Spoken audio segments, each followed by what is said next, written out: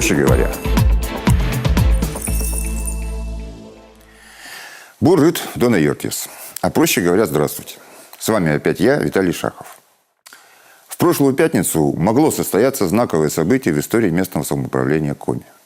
Его с волнением ждали тысячи жителей столичного микрорайона Орбита. И дождались. Только со знаком минус. В сюжетах нашего канала и других средствах массовой информации история противостояния жителей Орбиты и хозяев ЗАО «Ассорти Плюс» освещалась подробно. Если вкратце, арендаторы любимого для многих местных жителей пустыря решили застроить его гаражами, для чего установили забор и вывеску. Жители возмутились, сгруппировались и выяснили, что вовсе и не гаражи там собираются строить в итоге, а крупный и многоэтажный жилой комплекс. В результате петиций, жалоб и прочих акций протеста вопрос был вынесен на общественное слушание. Позицию общественников поддержали мэр города, глава республики и свыше 1700 горожан, не поленившихся поставить подписи и донести их до ящиков администрации города.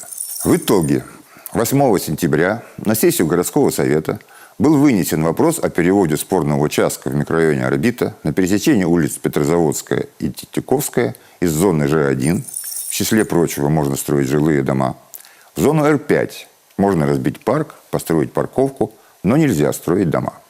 Многим решение казалось очевидным. Члены инициативной группы лично встречались с большинством депутатов и везде встречали понимание. Но все оказалось совсем непросто.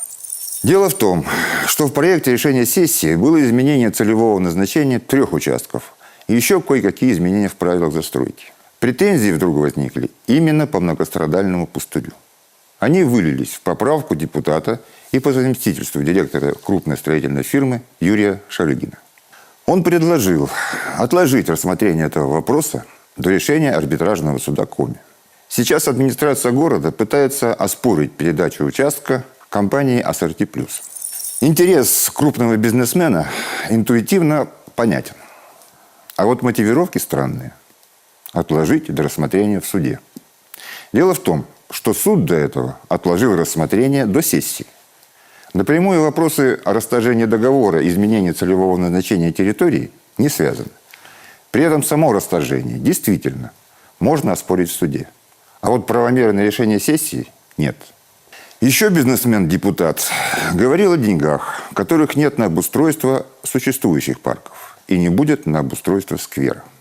Про имидж города и администрации, который пострадает из-за судебных исков. Само по себе решение никаких денег не требует. Будет установлена зона Р5, будут искать и деньги.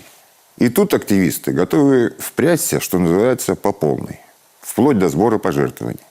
Да и вообще, там возникает много вариантов. Имидж.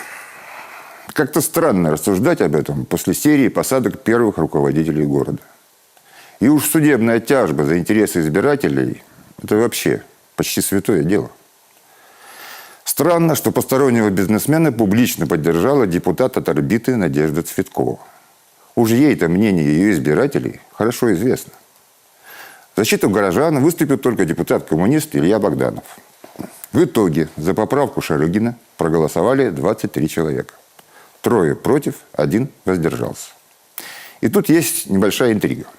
Дело в том, что голосование было тайным. И почти все депутаты воспользовались своим правом не оглашать свое решение.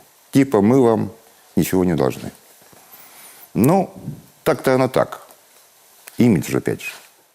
Ведь при личных встречах до сессии никаких возражений у них не было. Могу пояснить, что 23 – это численность депутатской группы партии «Единая Россия» 1 в 1. Другая интрига заключалась в позиции мэра города.